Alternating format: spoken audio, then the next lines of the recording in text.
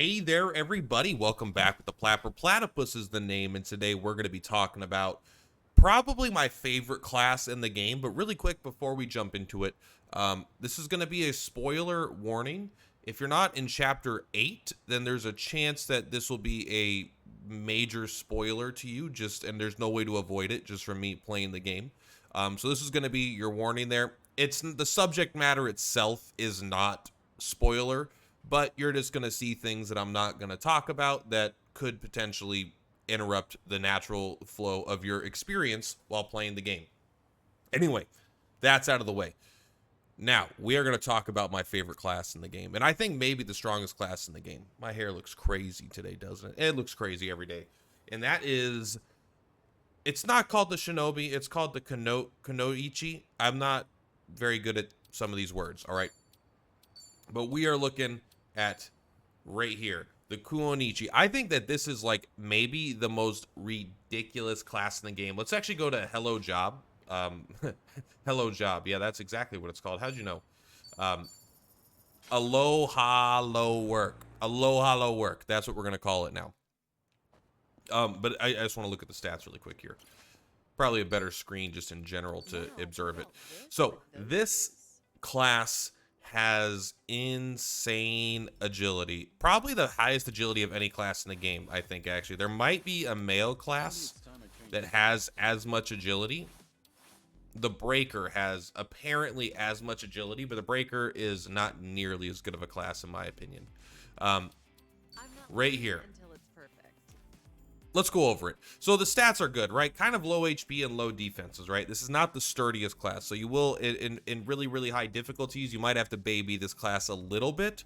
But the high MP and the high agility are exactly what you want. It could deal some damage. Sometimes this will just be your damage dealer class. But this is like, unironically, the best character in your party always. And it's because they're a support character primarily with one of their abilities. But we'll kind of go over the whole kit here. So they have a lot of stuff here that is really, really good. But one of their main sub-themes of the class is increasing their own agility with their skills. So you don't need to spend items or like specific just stat buff skills. You could be attacking and increasing your agility and then turning that increased agility into even more damage while also having a few other debuffs like paralyze on enemies, which is a very strong debuff. So you've got things like this, right? Increase your agility, and then if you hit the prompt you do more damage, but you get a damage and increase your agility. This applies your weapons attributes, nothing special, but you know, they exist. Paralyze may boost your agility. The higher your agility buff is, the stronger this attack is. The scattering of flowers, right? AoE fire damage. It's magic, so it's probably not the strongest. Their magic's not that bad.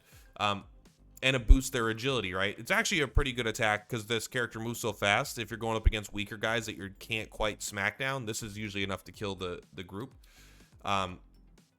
Chance to put enemies to sleep. You know, boost your agility. This one's only if it KOs, so it's unlikely to not be a good ability that you use that much. Shadow Clone Jutsu.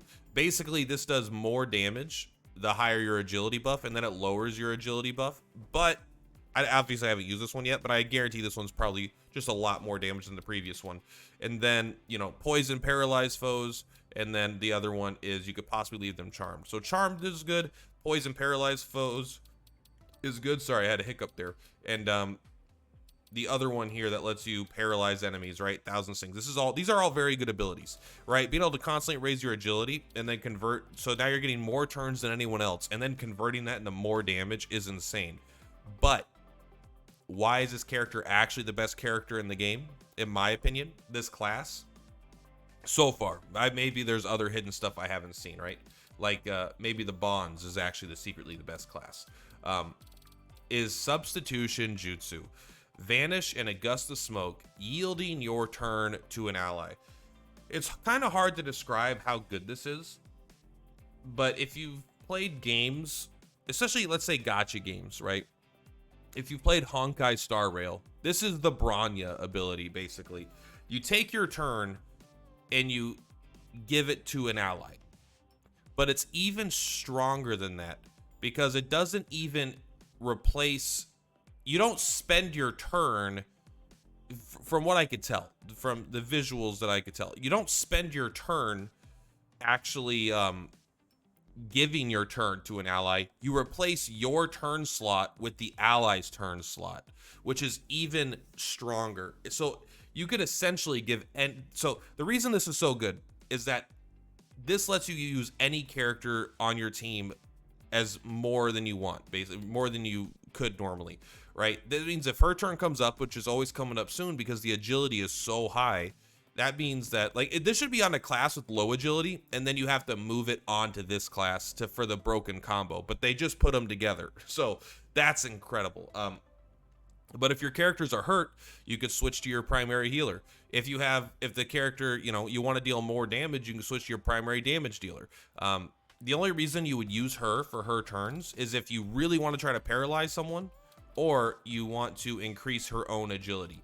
But most of the time, you're going to want to be using this to use your highest damage dealer, your healer, your support, your whatever character you need to go next. Maybe it's even positional, because this game has a position component to it that you can't really control that well, where you can move around and stuff, but there's definitely a element of like, I want to do a combo attack with my ally, he's just too far away, I can't reach him. I want to use this attack and hit all the enemies, but they're not standing next to each other.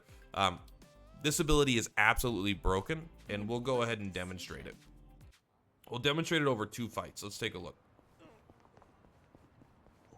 And as far as like, I mean, maybe part of the when I'm overlooking stuff, I could look at like, oh, what are all their weapons and what they do. I don't have all the weapons yet. Maybe closer to the post game I will, but I'm not there yet.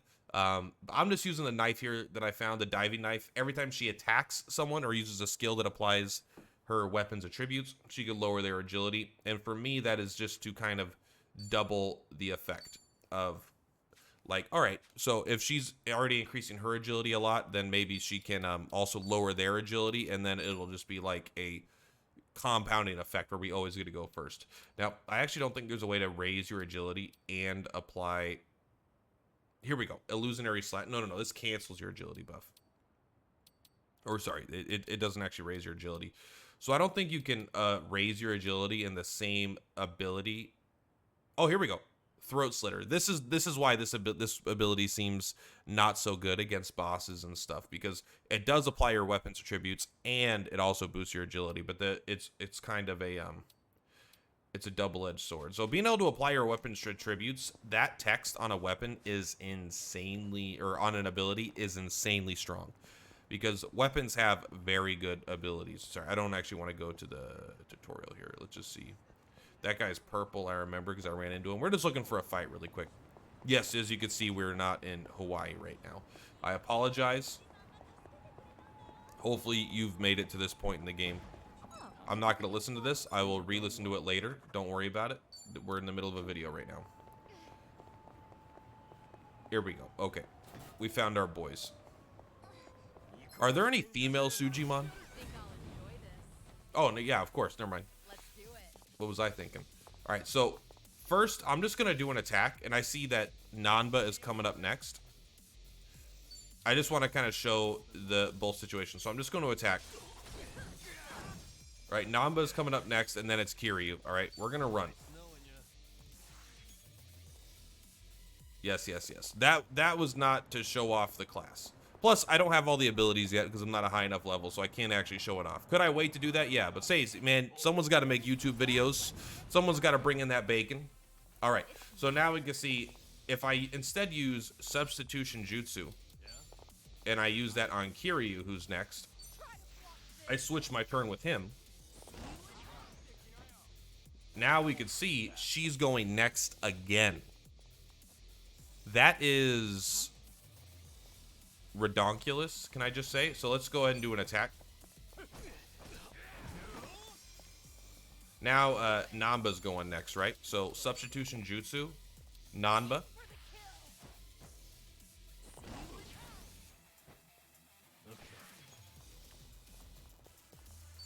And now we could do, let's just attack Nanba, it's okay. And so the main point of this, right, it's not actually, right, she's just moving her turn away, basically, right? So you could do it this way, but, like, this doesn't really accomplish a ton. Like, yeah, because if we're just we're basically passing the baton here, right? So if we could see the full turn order, this would be easier to exploit, because you could just switch yourself with, like, the last character in the party. But now you can see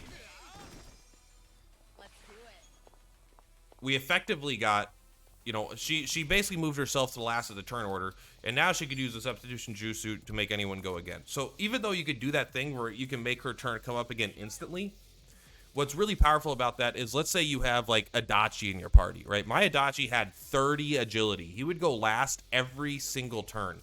You could basically make him take 2 turns in a row, or you could basically make him have the 180 agility, and he does really good damage, like crazy damage actually, because she can exchange the turn for him all the time. Or if her turn comes up, you can kind of manipulate the order of which your team goes, right? Basically however you want.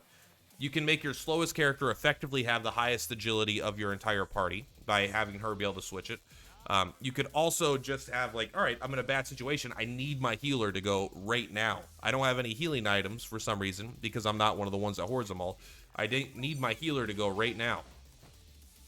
And that is, so then you could do that. It's actually kind of, like, ridiculously busted, to the sense that I don't know. It's even more busted than how this ability normally works in game, right? And this is all just this isn't even showing her stuff, right? Like, the class is good because it becomes oh, look, it's her turn again. Who would have thought? I used all of her mana, so I can't use her other abilities.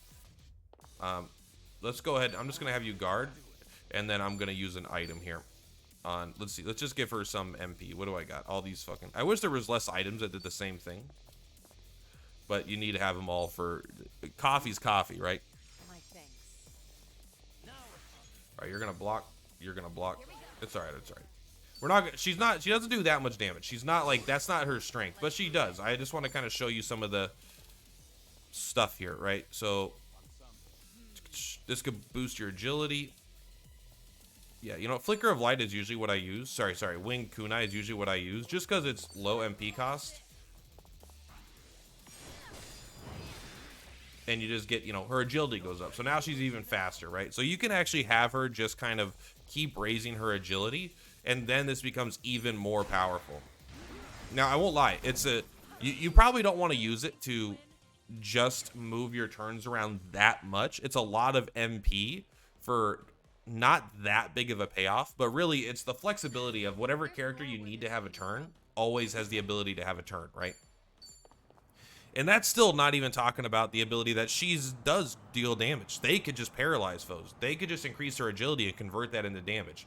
Now, in my opinion, it hasn't been as much damage as just a baseline Action Star or Samurai. But that might be partially due to the weapons weaker, you know, who knows. But also, I think those other classes just probably do a little bit more damage. So, So that is kind of going to be the overview for this ninja class, the Kunoichi. I thought that was actually the name of a character when I first got it. I was like, oh, who's Kunoichi? I don't remember that character from the last game, but that just shows how little I actually know about what I'm doing. What are these lines here? Oh, the lines are just always there in the middle of the screen. Got it. Okay. Yeah, so that's going to be everything for today. I do want to use Shadow Clone Jutsu. I want to use all these abilities and show you off the visuals. And hopefully if I do more of these class overview videos, I'll be able to just kind of show you more of these. Like Nanba is almost there to, like, hopefully I can get him up to 30 and do Essence of Big Ass Bird. I think the Homeless Guy class is fucking very strong. But I think it's strong because you could take these abilities over. But again, being able to have AoE attacks, being able to have magic attacks that apply your attributes is good and a little less common than you would think. Most of these don't actually let you apply your stuff usually. But anyway, that's all for today. I actually think this class is probably the best class in the game. It's absolutely ridiculous and kind of busted. But I'm okay with that because it's fun. But I can't imagine, at least I can't imagine not having the Kunoichi substitution jutsu in my party, because even I don't even want to switch the class, because this class also has the highest base agility of any class in the game. So if you want to really break it as much, this is an ability that you want on this class more than any other class. You don't really want to move it around, I don't think. This is where it becomes really busted. So I think that I'm always going to have one of these characters in my party, because they're a healer, they're a damage dealer, they're the best healer and damage dealer, because my other characters are going to be the best healer and best damage dealer, and they're both of them at the same time. Anyway, much love. Purplatypus is Purplatypus. I'll see you on the flip-flops. Peace.